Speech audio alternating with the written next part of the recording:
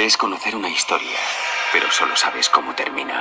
Para llegar al núcleo de la historia, tienes que volver al principio.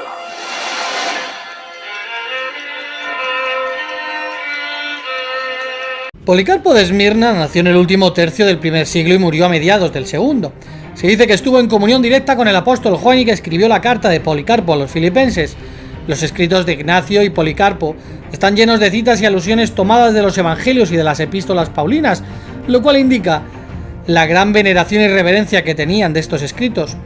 Como dice una fuente de consulta, desde un principio, los escritos apostólicos fueron coleccionados para leerlos públicamente.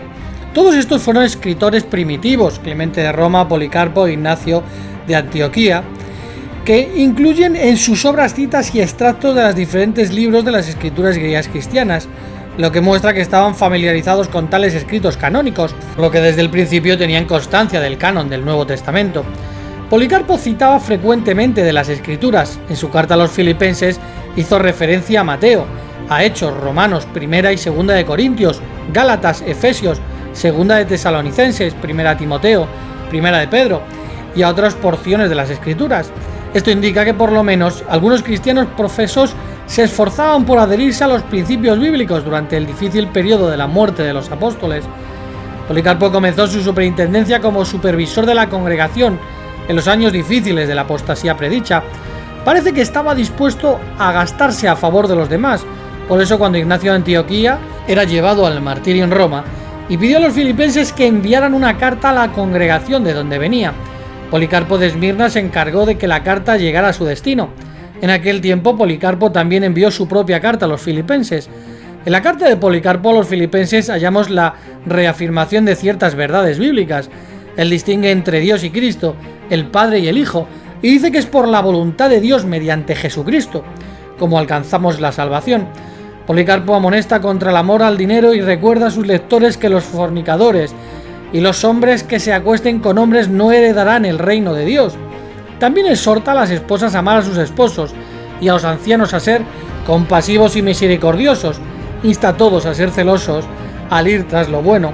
Finalmente, Policarpo suplica que el Dios y Padre de nuestro Señor Jesucristo y Jesucristo mismo, quien es el Hijo de Dios y nuestro sumo sacerdote eterno, los edifiquen en la fe y en la verdad, en toda mansedumbre, amabilidad, gran paciencia, autodominio y fuerza. Durante el siglo II, algunos comenzaron a cambiar la fecha de la conmemoración. La empezaron a celebrar el primer día de la semana, que ahora es el domingo, en vez de hacerlo en la fecha correspondiente al 14 de Nisán. Policarpo también abogó por que se celebrase el 14 de Nisán como se estipula en la Biblia. Aunque en Asia Menor, muchos siguieron la costumbre apostólica, en Roma se escogió el domingo para esta celebración. Alrededor del 155, Policarpo de Esmirna, un representante de las congregaciones de Asia, viajó a Roma para analizar esta y otras discrepancias. Lamentablemente no se llegó a ningún acuerdo.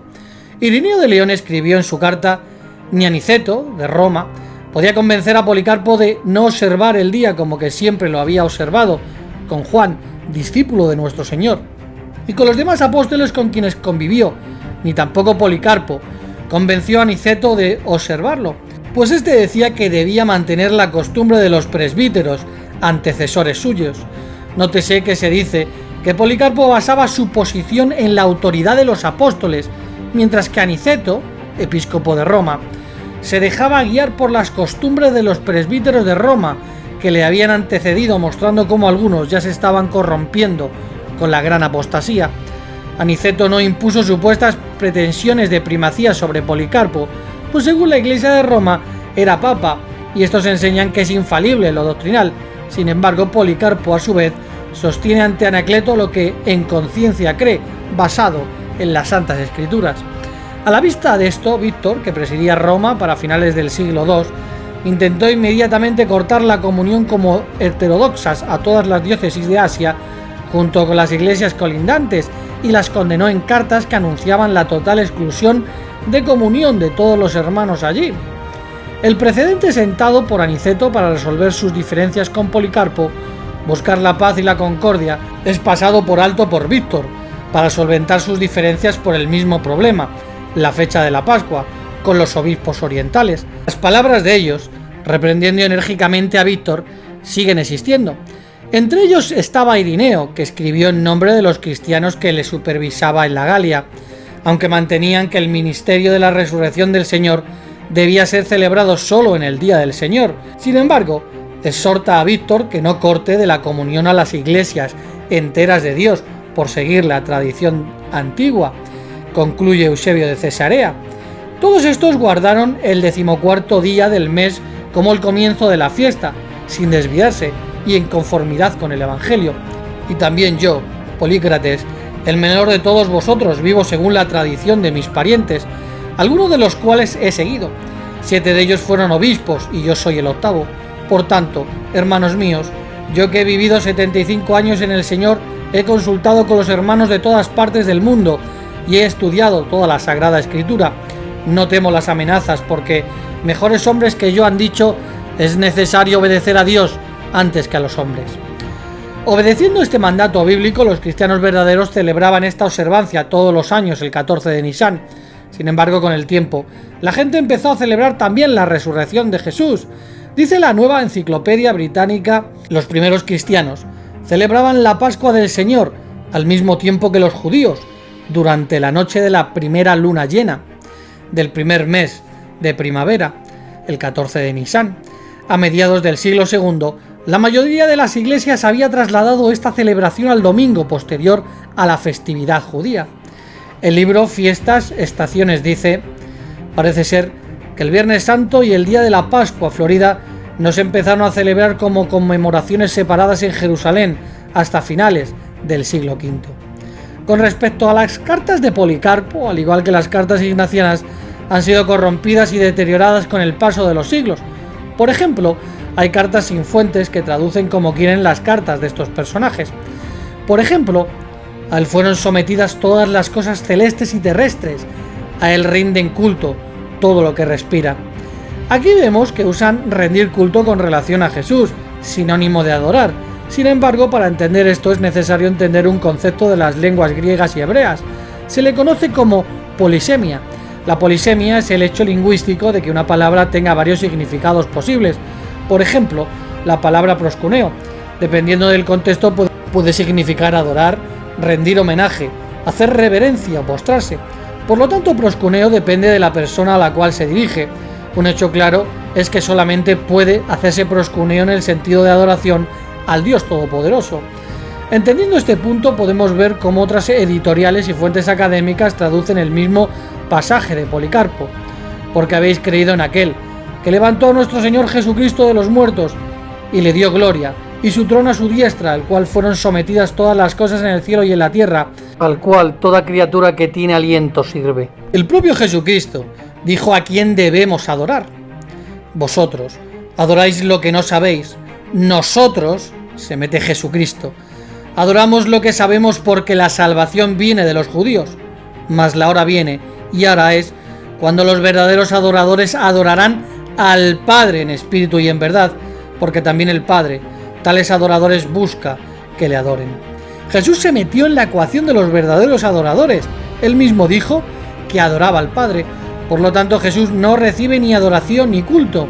Aún así podemos ver cómo traductores ponen en la boca de Policarpo nuestro Dios Jesucristo, y que Él os conceda la suerte y parte de sus santos, y a nosotros con vosotros, y todos los que están bajo el cielo, que creerán en nuestro Señor y Dios Jesucristo, y en su Padre que lo levantó de entre los muertos. Sin embargo, cuando analizamos este texto en el idioma en el que se conserva, podemos ver una clara manipulación. Y sobre nosotros, con ustedes, y sobre todos los que están bajo el cielo, que creerán en nuestro Señor Jesucristo, y en su Padre, que lo resucitó de los muertos. Y si lo comparamos con otras traducciones, tampoco aparece. Y sobre nosotros, con ustedes, y sobre todos los que están bajo el cielo, que creerán en nuestro Señor Jesucristo y en su Padre, que lo resucitó de entre los muertos. La razón para la diferencia está en la historia textual tras el capítulo 12 y 13 de la carta, y es que no existe actualmente un solo manuscrito griego que la contenga. De hecho, dice una fuente de consulta, los manuscritos griegos existentes han descendido todos de uno defectuoso y probablemente no muy antiguo arquetipo. Esto es mostrado por el hecho mencionado más de una vez ya, que la epístola es mutilada en el final y sin ninguna transición hacia la epístola de Barbanas, de la cual el comienzo es diferente. De forma que esta sección solo ha quedado para nosotros en los manuscritos en latín. Sobre ellos puede decirse si la traducción al latín fue hecha desde un solo manuscrito en el griego original, este debe haber sido un manuscrito comparativamente tardío. Y es que Policarpo tampoco enseñó la doctrina falsa de la Trinidad. Por ejemplo, Policarpo dijo en su carta que el Dios y Padre de nuestro Señor Jesucristo y el mismo Hijo de Dios Jesucristo os edifica en la fe, en la verdad. Nótese que al igual que Clemente e Ignacio, Policarpo no habla de una relación trinitaria del Padre y del Hijo, como iguales en divinidad. En vez de eso habla sobre el Dios y Padre de Jesús, no solo del Padre de Jesús, así que distingue entre Dios y Jesús, tal como hacen muchas veces los escritores de la Biblia. Pablo dice en 2 Corintios 1:3, bendito sea el Dios y Padre de nuestro Señor Jesucristo. No dice sencillamente bendito sea el Padre de Jesús, sino bendito sea el Dios y Padre de Jesús. Además, Policarpo dice paz de Dios Todopoderoso y de Jesucristo nuestro Salvador. Ahí de nuevo Jesús es diferente del Dios que todo lo puede, no una persona de una divinidad trina y una con igualdad establecida.